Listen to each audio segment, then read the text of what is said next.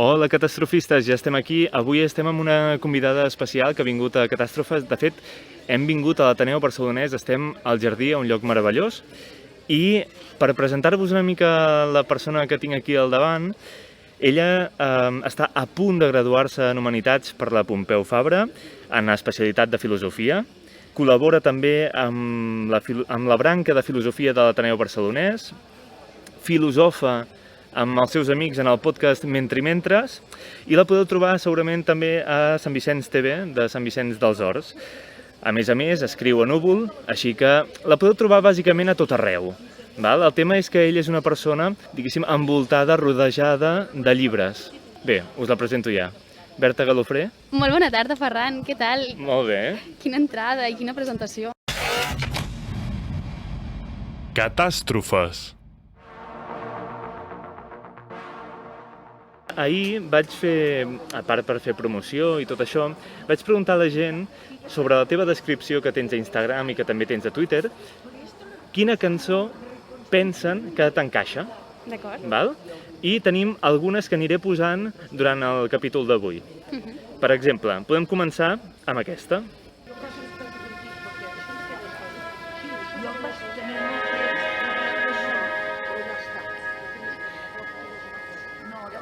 Això és, si no, el preludi de Wagner, de Tristany i Isolda. Ah, exactament. Home.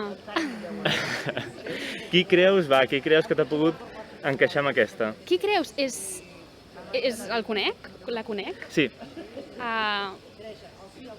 Clar, ha de ser algú que ha escoltat l'episodi de Mentres que vam penjar ahir. Per tant, Ahir dia 9. Aquí dia 9 de febrer, sí, del 2021. Per tant, ha de ser algun company de podcast, sí? La Maria? Molt bé. Maria molt bé. Escolar. Un petó des d'aquí. Val. I tenim, per exemple, altres cançons. D'acord. Tenim aquesta. A veure què et sembla. Anem a escoltar. Quin plor més gran que duc a dins del meu poc cos. Això és molt fort, Quin raig de perquè foc que abans de venir aquí he sent. estat escoltant aquesta cançó. En sèrio? I mira que jo no soc... Diria que sí, és Maria Arnal. Sí, Com Marcel es diu? Bagés. Aquesta es titula A la vida. Doncs l'he estat escoltant abans, però això que em surt de manera aleatòria a Spotify. Quina gràcia! I què et sembla aquesta? A veure...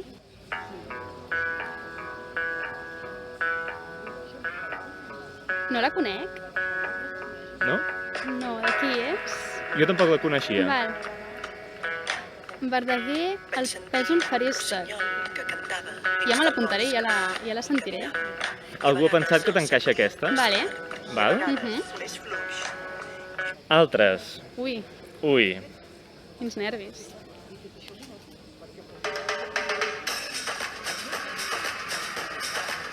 Soc molt dolenta en música, Què Bueno. és això? Què és això? Es una lata el trabajar. Todos los días te tienes que levantar. Aparte de esto, Qui ha estat la persona que m'ha associat amb aquesta cançó? Em sembla que t'han associat això perquè Clar, el motiu? el motiu penso que és que tens posat uns versos de Carner. Sí. Què diu? No el sabia dir. Llevar-se tard, llegir i abandonar-se, no? Bé, doncs una mica això, no? D'acord. Que potser... Ets de treballar? Soc de treballar molt, Molt. però també m'agrada badar. Jo crec que és un verb excepcional. Aturar-te i exactament això. Perquè els filòsofs Sí. neixen en el caminar, en el badar, en el contemplar, en l'estar-se en el jardí de l'Ateneu Barcelonès i conversar. Jo crec que el filòsof apareix o pot aparèixer des de la contemplació. Ha d'aparèixer des de la contemplació, és a dir, els grecs, no? A l'antiguitat clàssica, els filòsofs comencen a filosofar precisament perquè tenen temps, poden badar, i aleshores comencen a qüestionar-se el motiu de l'existència. Però el filòsof jo crec que també pensa a través de l'experiència, és a dir, precisament es produeix una catàstrofe, el marca tant que a partir d'aquí necessita divagar i entendre el que ha passat, i és aleshores que també neix la filosofia. Per tant, jo crec que és una conjugació, no? D'una contemplació, però també de l'experiència de vida, perquè si ens quedéssim passivament tampoc no hi hauria el motiu. O sigui, ara estem en un bon moment de filosofar? És un bon moment per filosofar, però també compta, perquè en el moment en què es produeix la catàstrofe a l'instant, també ens podem cavalgar massa, no? Depèn de quin tema, i llavors ens obsedim amb el Covid. però crec que sí que és un bon moment per poder filosofar i pensar sobre el que ens passa i repensar-nos. Anem a escoltar una altra?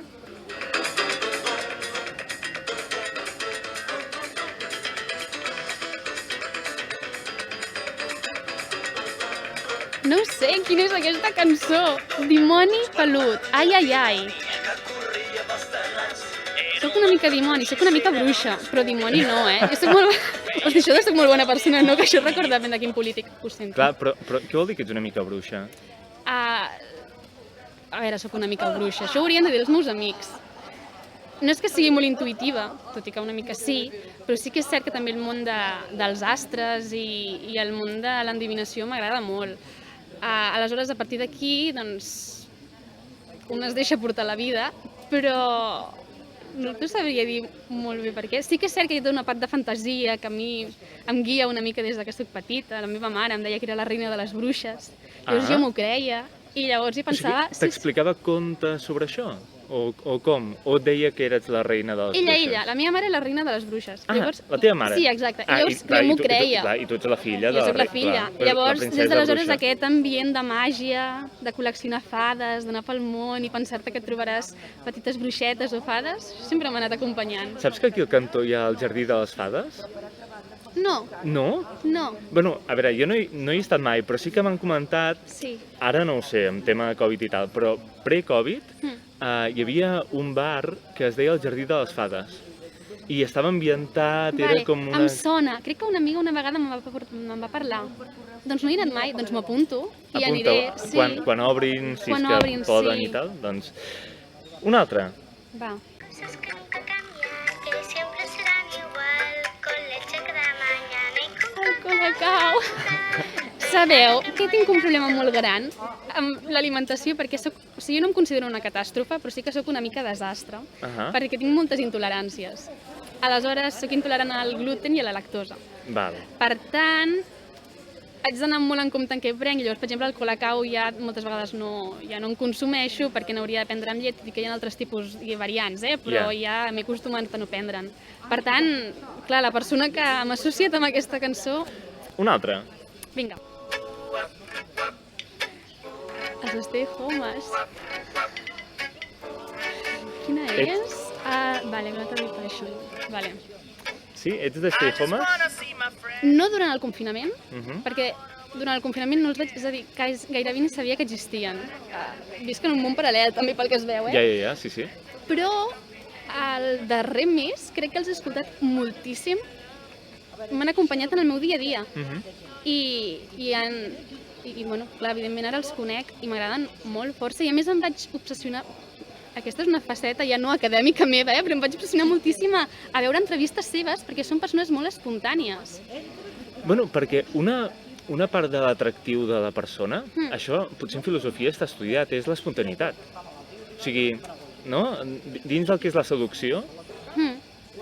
I no només, i ara em fa gràcia perquè a més últimament sempre dic que jo soc platonista, jo soc una aficionada... Una defensora fèrrima. Sí, exacte, sí, un militant convençuda de Plató, però últimament dic que soc platonista taoista perquè és una nova filosofia de vida que he adquirit per la necessitat del poder fluir i el poder deixar-te anar, però sobretot en aquesta espontaneïtat, no? I el deixar fer que la vida flueixi i que et vagi portant, no?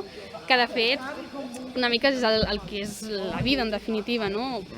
Hi ha una part de treball completament, però també de vegades la vida et porta per uns camins impensables 2 anys abans, no? Com és en el meu cas ara, per exemple, jo anava per, bueno, no sé si ho saps, no? Però jo anava per cantant líric. Ah, sí?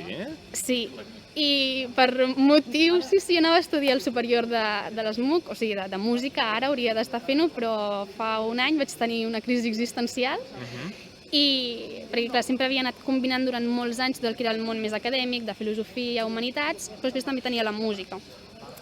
Però va arribar un moment que vaig necessitar fer com un stop, no? Aturar-me, repensar-me, no? Una mica també un moment catàstrofe, i adonar-me que realment, és a dir, si volia fer bé una cosa ben feta, realment n'havia de triar una, no? Evidentment que pots fer els 2 camins, però jo per mi mateixa necessitava realment seguir un camí. I vaig decidir la via més acadèmica, no? D'universitat. Però, d'alguna manera, la vida m'ha anat encaminant. I fa 4 anys m'arribes a dir, no, quan vaig entrar a la universitat, que hi vaig entrar bàsicament perquè els meus pares em van dir estudiar una carrera, fes cant, fes teatre, fes el que vulguis, Exacte, sí. però tingues un coixí, no? A nivell cultural, humanitats m'ho donava, i la vida, no, aquesta espontanietat m'ha portat al final a encaminar-me dins del món de la filosofia. I el pensament taoista una mica parla d'això, precisament, no? I ara m'ha fet gràcia, perquè diu... el taoisme el que diu és que hi ha una via, no? I has de deixar que et porti. Això està quedant com molt happy flowers, realment no hi soc tant, però crec que és molt interessant el pensament que se'n desprèn del que és, en aquest cas, el taoisme. I, per tant, sí, evidentment, la vida té una part d'espontanietat i crec que és molt important i també interessant, perquè ara m'estic enrotllant moltíssim, ho sento, No, però també està molt lligat al que és la idea de la gràcia, no?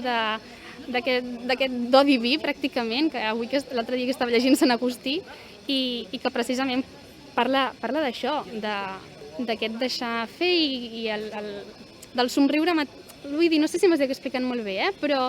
Sí, s'entén. És a dir, una mica també aquest joc amb la música el que ens fa és que puguem establir... Perquè la música t'atrapa sense que tu ho vulguis i et remou i et connecta a llocs sense que tu hagis en aquell moment desitjat anar-hi, no? I ara justament estem fent com un viatge supereclèctic en el teu recorregut gràcies a aquestes. Anem a escoltar una altra? Vinga.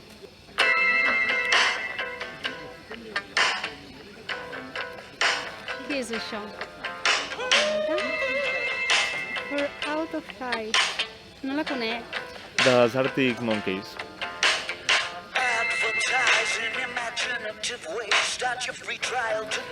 Ets molt d'anar a concerts? Soc molt d'anar a concerts, però més de clàssica, potser. Precisament per la formació de clàssica, no, que tenia de cant. I després de concerts més de música moderna potser m'he introduït més tard i per mi mateixa, no tant pels camins que m'havien portat potser els meus pares. Ets una persona de gust atemporal o anacrònic? O contemporani en el sentit de que entens el moment present mirat des d'una altra perspectiva? No sé què dir-te. És a dir, m'agrada viure el present i el dia a dia, precisament pel que dèiem, per aquesta espontaneïtat, no? I el fet de deixar reposar quines són les oportunitats que et presenta, doncs, el dia a dia. Però, evidentment, hi ha no tens una cama en el passat, per entendre'ns, no? Però evidentment, se n'aprèn del que ha passat. Clar, el rebusques molt per entendre't, no? Sí, i entendre el clar, present.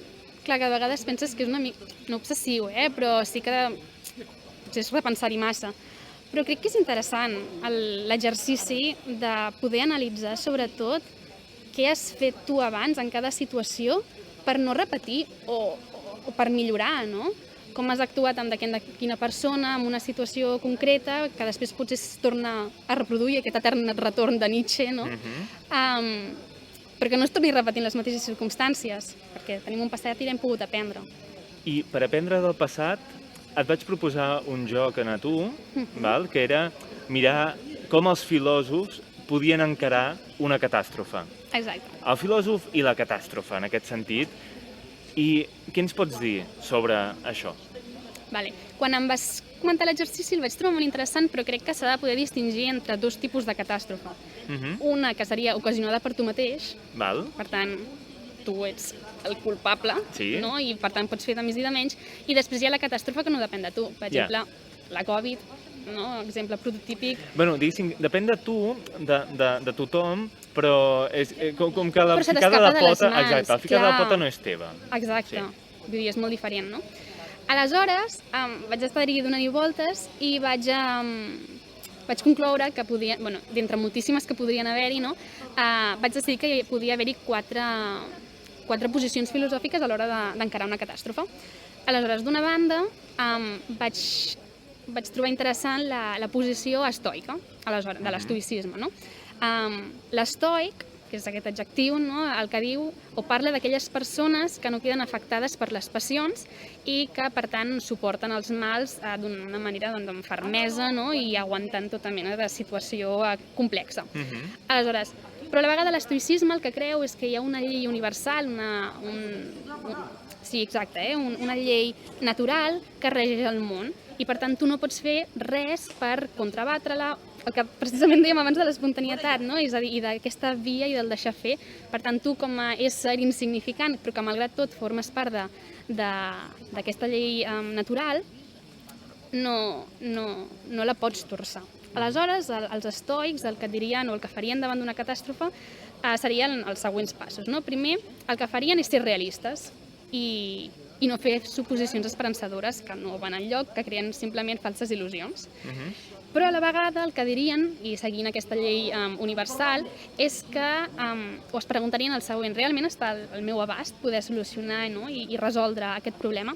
En cas que sí, endavant, i a per totes. En cas que no, assumir cap a on ens deriva la vida. Però d'altra banda també s'ha de tenir en compte, i és que els estoics practicaven el que era el praemeditatio malorum, que eren uns exercicis que els permetia anticipar-se als fets. Per tant, un bon estoic realment mai ocasionarà una catàstrofe provocada per ell. Però que s'anticipi és que està assajant o està projectant allò? Sí, és un exercici bastant compulsiu. És a dir, abans d'anar dormint, ells els que es proposen és fer un exercici de tot el que ha passat aquest dia i tot allò que pot arribar a passar l'endemà.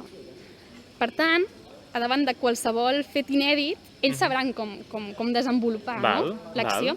Llavors, clar, d'alguna manera l'estoic davant d'una catàstrofe, és el que et deia, no passarà, perquè no voldran provocar-lo i realment si tothom actués estoicament tampoc es produirien les catàstrofes a nivell humà, a nivell... Vull dir, evidentment no podem evitar que caigui un meteorit, exacte. Però les micros sí, exacte. A diferència, per exemple, seria Nietzsche, que ell el que fa és anul·lar tot el que és la moral cristiana, de més de cura, i Nietzsche el que diu és una actitud de guerra i bèl·lica absolutament, que seria com catàstrofes constant, si tothom adquirís aquesta actitud. Llavors aquesta seria la posició estoica. Molt bé, tenim una. Tenim una. La segona seria la platònica, és a dir, la que seria Plató. Aleshores, Plató, ell el que diria és que primer de tot, totes les persones a través de la reminiscència i del record poden recordar la veritat en general. Per tant, com que tots d'alguna manera podem a través de tots uns processos que ell explica arribar a la veritat, si seguíssim aquests mètodes podríem recordar la veritat i per tant la solució per resoldre la catàstrofe. Però d'altra banda, Plató és un filòsof que dona moltíssima importància al vessant polític i ètic precisament perquè van matar el seu mestre, a Sòcrates. Per tant, ell elabora tot el que són els diàlegs platònics precisament per explicar la injustícia que va patir el seu mestre. Per tant, segurament davant d'una catàstrofe, sobretot el que faria és com molt d'activisme per qüestionar realment la veritat del que seria la catàstrofe i també denunciant el per què s'ha ocasionat el govern a través de xarxes, etc. És a dir, tenim els primers estoics, que són realistes i projecten i per tant intenten evitar la catàstrofe. Exacte. Nietzsche, que s'hi encara d'una forma bèl·lica, la demana. Exacte. I Plató, que és un activista, un defensor del que ha portat a la catàstrofe. Exacte, sí. Després, un altre filòsof que també seria interessant seria Descartes, que és un filòsof modern, que sobretot ell està marcat pel dubte cartesià, i que diguéssim que ell davant d'una catàstrofe el que faria és posar-la en quarantena i dir si realment el que ens estan venent és veritat i si realment hi ha una catàstrofe com a tal, i si realment ens estan enganyant o si hi ha un geni maligne. Seria un negacionista? No negacionista, però sí que d'entrada podries... O sigui, és el simplement posar en dubte i pensar realment si allò que ens està dient és real o no. I per tant, ell el que diria és això, cal pensar de manera clara i molt distintament, per declarar, és a dir, arribar als seus propis judicis, en definitiva. Val. El que passa és que de tant dubtar pot ser una mica cagar dubte. És aquell que al final potser no acaba fent res perquè, clar, es posa en dubte en el seu dubte, no? Clar. Val. Quin més tenim? I finalment tindríem Montaigne, que és un filòsof renaixentista, que ell el que faria bàsicament és enclaustar-se en una torre, deixar que el món es matin entre ells i simplement posar-se a escriure, però parlar de qualsevol cosa menys de la catàstrofe. Per tant, una mena de covard i de, passota de la vida, en definitiva. Està bé. Tu amb quin d'aquests et quedes? D'aquests 6? Clar, ho he estat pensant i realment no ho sé, jo crec que sóc molt estoica en aquest sentit, perquè crec que sóc una persona també molt pacífica i m'agrada anticipar-me també i saber com actuar amb anterioritat, però jo crec que seria una mena d'estoïcisme amb platonisme, no? El fet de, anem a pensar exactament com solucionar, no? I si hi ha realment una solució possible. Val. Després de dir-me això, està bé, està bé. Ara anem a escoltar uns àudios, perquè vull veure com m'has encarat potser algun fet. Val?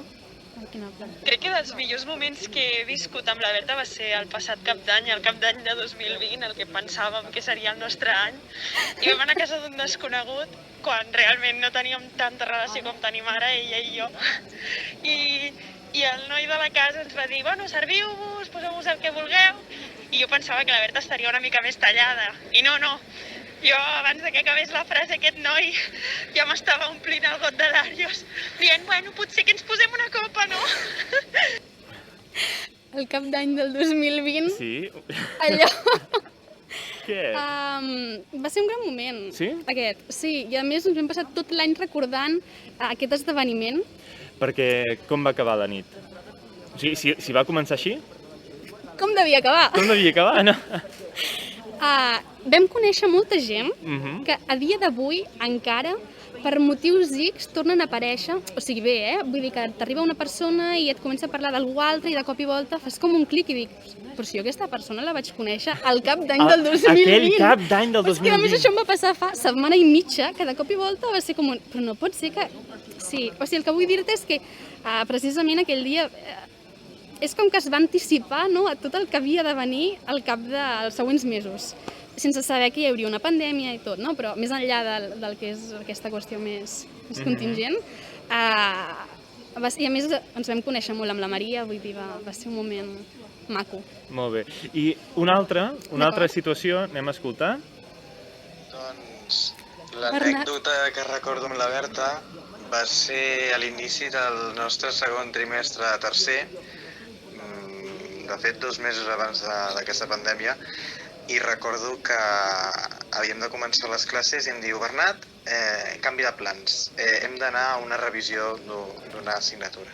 I recordo que vam pujar fins als despatxos, perquè nosaltres estem estudiant a la Pompeu Fabra, i en arribar vam picar a la porta, no hi havia absolutament ningú, de fet no sé què cony fèiem allà, i recordo que jo em vaig seure en un sofà molt meravellós i la Berta, amb un profe que no diré,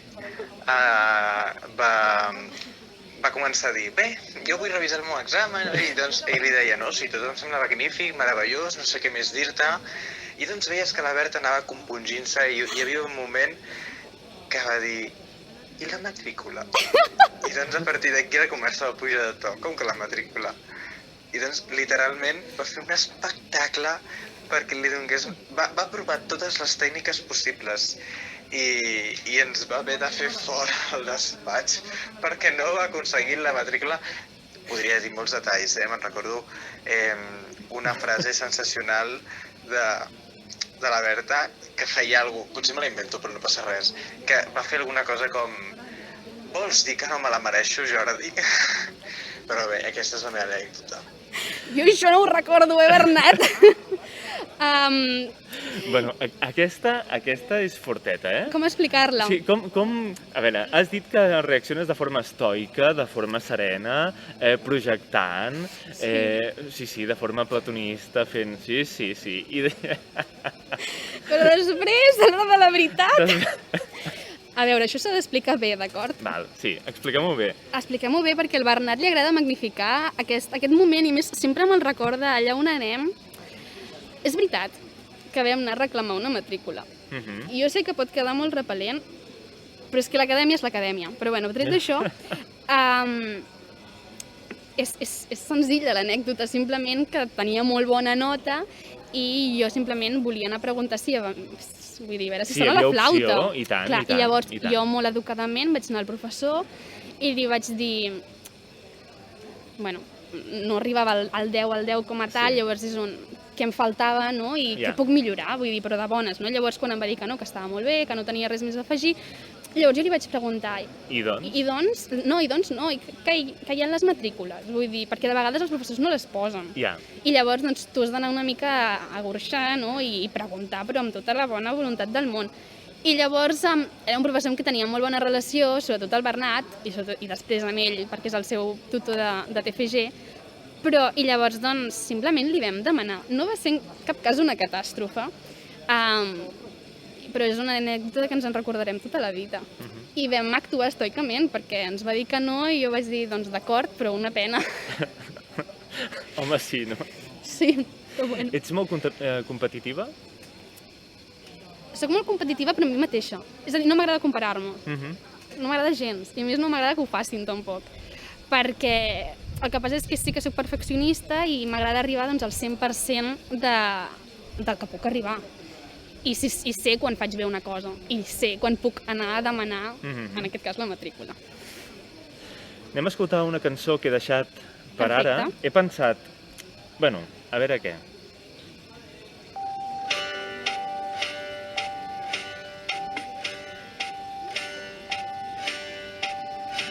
Vale, no sé quina és, però estic veient per aquí que és Mishima. No et fas al llit, no em faig al llit. Però, com explicar-ho? A la nit tornaràs a picar dins del llit. Aleshores, no hi veig el problema. Sí que ara, com que les classes són online, doncs intento fer-me'l una mica per si es veu amb la càmera. Però també pujo una mica la càmera també perquè no es vegi. Però no crec que sigui una catàstrofe, i això, per exemple, els meus pares no ho entenen. Bueno, concretament la meva mare no ho entén. Però... Bueno, potser més que... Clar, pel contingut, és que no sé el que diu, Ja, el contingut, i tant d'aquesta cançó com del disc, D'acord. bàsicament parla de les coses quotidianes, Vale. del dia a dia, justament d'això, de no et fas al llit, no i baixes al carrer, i... Bueno, una mica això. Clar, no? i la contemplació mateixa, no?, de la vida. Sí, sí. I ara, mira, ara t'ho comentaré, bueno, si tenim temps, per Sí. fer-ho, però hi ha una cosa que a mi, bueno, una experiència de cada matí que m'agradava fer molt abans de la pandèmia, quan podíem anar a la universitat, i és que, clar, jo estudio a la Universitat Pompeu Fabra, a Ciutadella, i hi ha el carrer que arriba a la universitat, que és el carrer a Wellington, és una avinguda, per entendre'ns, preciosa, perquè hi ha el tram, però els arbres, i a més quan és tardor encara és més bonic, perquè tot està de color marró, taronja, no? Uns colors magnífics. I clar, jo començava, doncs, això, no? A les 8:30, 9, 10, i aquests 5 minuts, no?, de contemplació d'aquest paisatge era preciós, no? I a més, amb el temps, no?, quan estaves doncs, confinat o amb el que fos, que estaves a casa, recordaves aquest moment i no t'emocionaves, no?, però pensaves quin goig haver pogut gaudir d'aquells instants, no?, perquè ara els trobo a faltar. Però com que sé que els vaig gaudir molt aleshores, la pena es redueix, perquè el record el tens molt present. Ja, però és cert. Sí. És sobretot el fer com fotos mentals, no?, de l'instant. Jo crec que això és important, no?, perquè et fas com el teu àlbum, encara que sigui a nivell de record mental i no tan físic, però... No sé quin filòsof, ara, perquè jo algun cop llegeixo assaig i de tant en tant em perdo amb alguna explicació. Hi havia un que deia que es va estirar en una barca al mig d'un llac durant un dia i jugant amb els núvols i no fent res, allà va entendre una mica què havia de fer, no? O sigui, el per què feia el que feia, que era que no calia fer res. I ara no recordo qui és, però era això, era, no sé si un llac de Suïssa, entre muntanyes i... Clar, és que de vegades no cal fer res, i això es pot lligar a un altre filòsof català, que és el Josep Maria Esquirol, que també és professor de filosofia a la UB, que ell precisament el que diu a un dels seus assajos de filosofia, que és la penúltima bondat, a un dels capítols, parla de la possibilitat de ser afectats. Què vol dir ser afectats? Vol dir que som vulnerables, però que també som sensibles, i això el que vol dir és que una manera d'estar en el món és no la passivitat, però una passivitat receptora.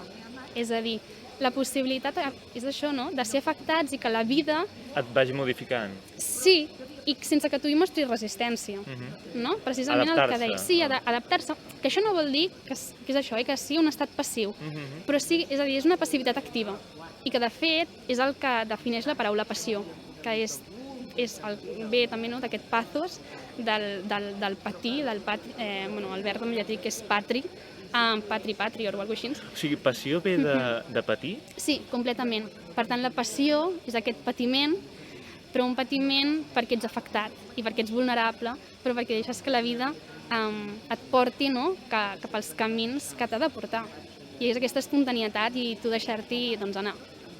I crec que personalment és una cosa que a mi m'ha costat molt d'entendre, però que amb els anys, amb l'experiència... Amb els anys... Bueno, no en tinc 21, però amb els anys... Amb els anys de persona de 21 anys... 21 anys, sí, realment, no vull fer judicis morals, però sí que m'ha ajudat a entendre-ho, i que no és fàcil, però està bé també aprendre, no?, aquests mecanismes vitals. I ara, quan acabis la carrera... Bueno, ara estàs amb el TFG. Sí, exacte. Quin títol? El títol l'haig acabat de concretar, però és Estudi de la mirada a través de Plotí i Levinas. Que Plotí és un filòsof de l'antiguitat romana i Levinas és un filòsof del segle XX, jueu, que pateix tot el que és Segona Guerra Mundial, no? I tot el patiment que pateixen els jueus, no? I a mi el que m'interessa moltíssim és l'accés a la veritat, encara que pugui ser molt utòpic, i una vegada em van dir que Berta estàs massa obsessionada amb la veritat quan realment el món funciona a través dels interessos.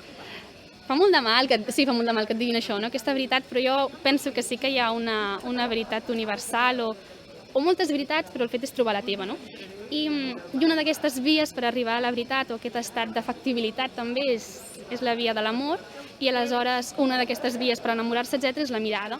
I llavors jo estudio la mirada a través d'això, de Plotí, i que treballo a través també de la bellesa, etc., i de Levinas, que és una qüestió més d'ètica i de moral, i de relació amb l'altre, que també és molt interessant, no? Entendre com ens relacionem amb l'altra persona, no?, amb el teu company, amb el teu amic, amb la teva parella, amb el teu professor, que crec que les relacions humanes són molt complexes, i també, no?, aquesta vessant més filosòfica meva, la necessitat d'entendre-ho a través d'aquelles persones que ja ho han explicat, no?, i que ho han treballat, i jo poder heredar aquests coneixements i veure si els puc incorporar també en la meva vida. Jo crec que faig filosofia precisament per això, per entendre'm, però també per entendre el món i per actuar de la manera més justa possible, no?, i ètica, que és molt complicat, però es va treballant dia a dia. Ho intentem. Sí, exacte. Com ara ho deien els Manel, aquests sí que els escolto, no? Que a vegades ens en sortim o... Sí, captatio benevolitae, no? Exacte, sí. Doncs provar, no?, d'en sortir-nos-en, però de la millor manera possible. I per en sortir-te'n, diguéssim, en el món acadèmic, que entenc que el que t'interessa és la investigació acadèmica en l'àmbit filosòfic, com està el tema? Mira, jo fa un any i mig vaig anar a picar a la porta a un becari que ens feia classes per preguntar-li què havia de fer, i em diu: mira, Berta, el primer que et dic és que has de ser molt conscient que la taxa de depressius dins del món universitari de gent que està fent el doctorat és altíssima. Partint d'aquí, que vols continuar, endavant. És complicat, també perquè el món universitari no sé si està en crisi, però sí que s'ha de qüestionar sobre el seu funcionament i sobre si realment és efectiu.